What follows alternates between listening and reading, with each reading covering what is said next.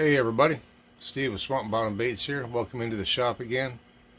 Have an order of core shots. Not surprising, it's my best seller to do up here. Actually happens to be my favorite one. I really like the looks of it. It's called Watermelon Slice, as you've seen from the picture, from the thumbnail. So we're going to get into making some of those. Little housekeeping real quick. If you're interested in taking a look at anything that we have to offer, there's a link on the About page for the tackle box. We also have a link there for Swamp Swag, which is shirts, hats, stuff like that. And there is a link for Neptune Multimedia. You need any graphics work done, look into Neptune Multimedia. Does great work. So let's go ahead and get into making some worms. Be back in just a minute. Alright everybody, welcome back. What I've got here is a 1.25 cups of Dead On Plastics worm blend, and for my shell I use light watermelon, basically like 10 drops per cup. So we're going to go 12.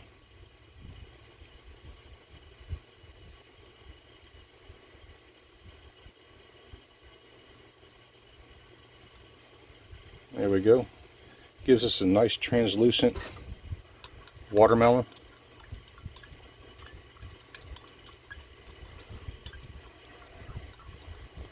So you see as it's dripping there on the stirring utensil, it's not that thick. And then some 035 black flake. I use an 1/8 per cup, so we're going to do a heaping 1/8.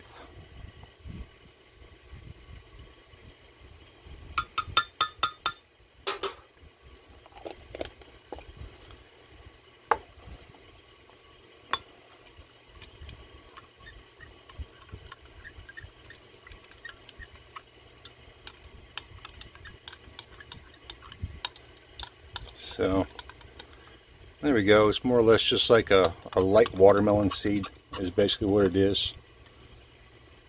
And the mold I'm going to shoot,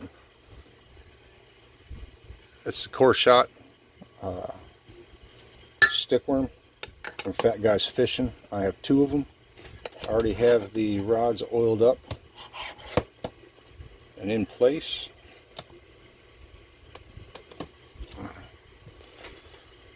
So let's see if I can shoot this around the camera and get it to come out.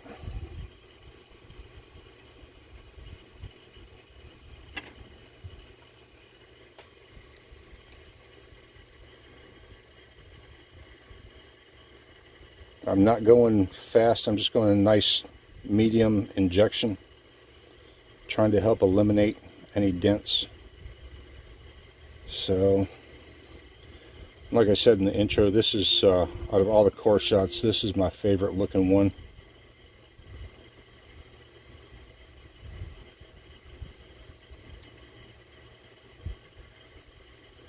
Molds are cold, so I'm hoping we don't end up with any dents. It's the first shot on them.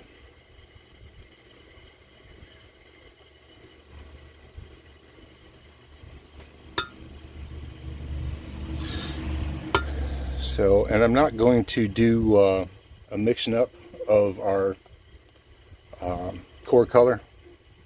All I use is Dead On Red, and I use 21 drops per cup. So I'm not going to put you through that one. I'll get that mixed up before we shoot our cores in there. So let's go ahead and stick this back in the mic for a minute.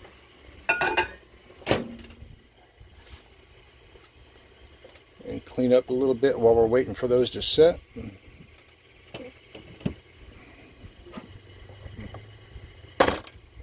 So I've already got my red already mixed up.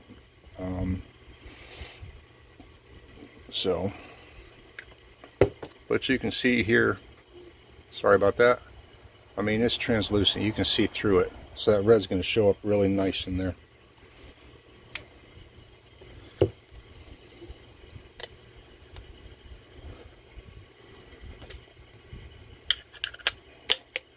I've thought about working on some new core shot colors. They're just very time consuming, and I mean, they're my biggest seller, so it makes sense to do others. It just takes so much time to do them. So, and I did make a little bit of a modification to this mold. I opened up the gate a little bit to try and get it so that there was less denting to it, and by doing that I actually have to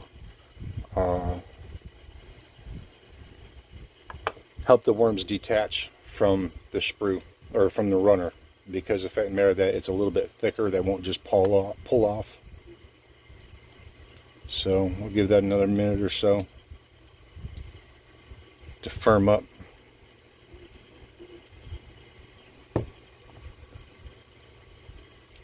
So it's a very simple recipe, but I really like the way they look when they come out. Alright, I think we should be able to open one of them up. That was the second one we shot. So let's open up the first one first.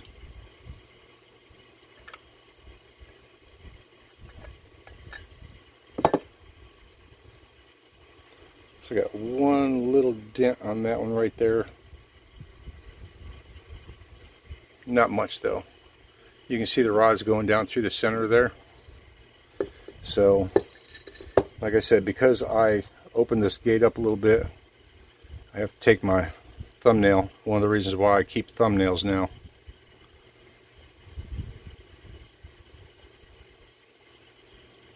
Pulling that off, cutting the tip. They just slide off nice and easy.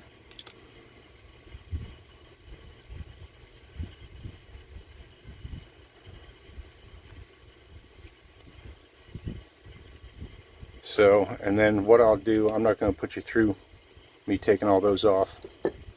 But then what I do is I will take the worm, grab my razor blade, and I do this to all my core shots.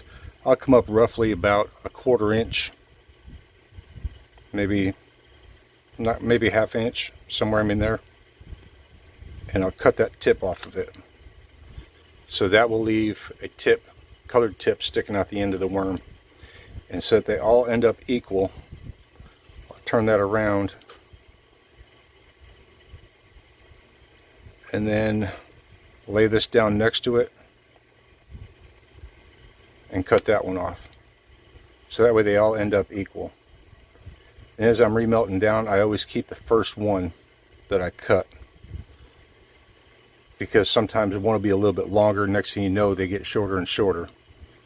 So I'm going to go ahead and make up a bunch more shells, and then we'll bring you back and shoot some cores. For you it'll be just a quick second, but for me it'll be a little bit. So we'll be back. Alright, so we're back, and you can see I've got 4 of them in there. Just take your shells, lay them back in. Anybody that's watched any of my previous core shot videos, or any core shot videos for that matter, you know the routine. Put them in there, close them up. Let's go ahead and touch that red up for just a second. And I like the Dead On Red.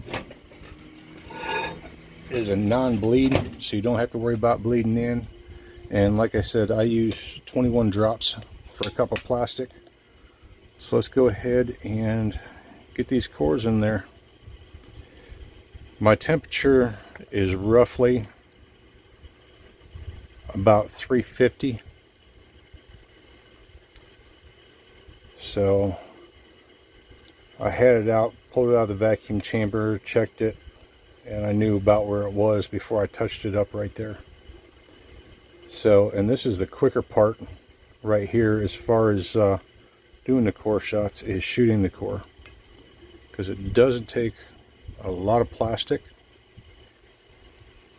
and you don't have to mess with the rods. So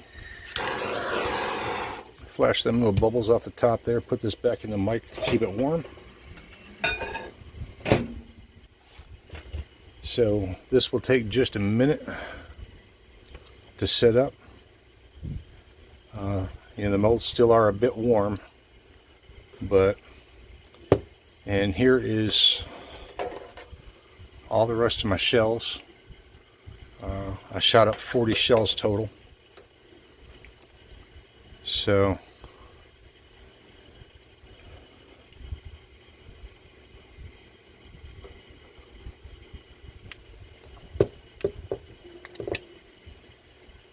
and I like to keep things moving as much as possible. Set that up to cool off.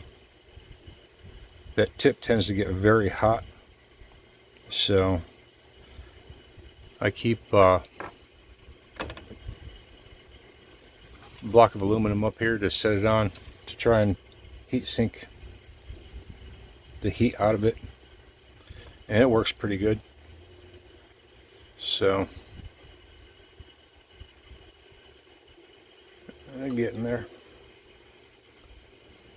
I said the hotter the molds get, the longer it takes to set. So we will give it just another minute, I guess, or so here.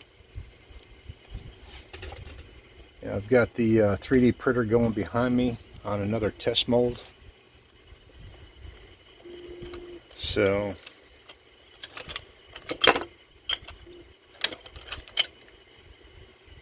made a couple modifications to a couple of the designs, and one of them I reduced the size on it. I'm thinking it's a little bit better. I might keep them, you know, keep both size ideas there. You know, one is a fatter bait, and then I just slimmed it down some. It's still a little bit long, being this slim. So I think I might do another variation on it, shorten it up some. Right now I've got it's about 3.5 inches. I might bring it down to about 2.5. All right, I think those are set up enough.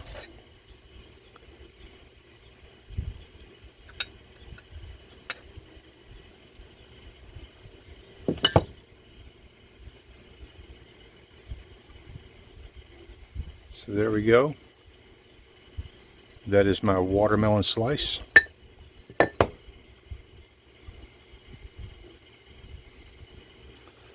Let's see how the other one came out.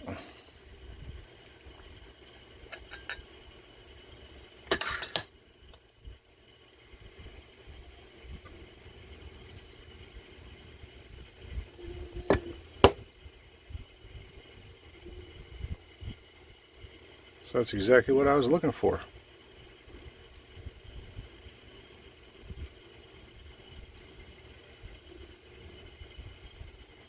There we go. Watermelon slice stogies.